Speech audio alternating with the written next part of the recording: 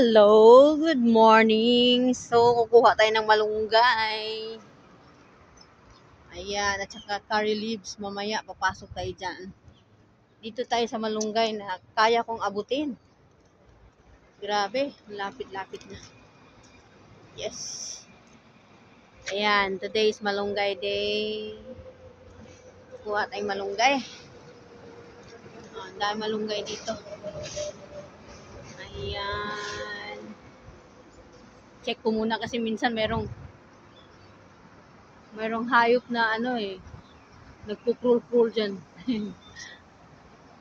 Usually kumukuha ko malunggay mga alas 6. Pero nakita ko yung parang pumupunta dyan sa puno. Ako, natakot ako. Kaya, ayan, late na pumunta. Medyo mainit-init na. Ayan. Ayan ang aming, ayan, kondo ng ating amo. Ayan na. Ayan, kuha tayong malunggay.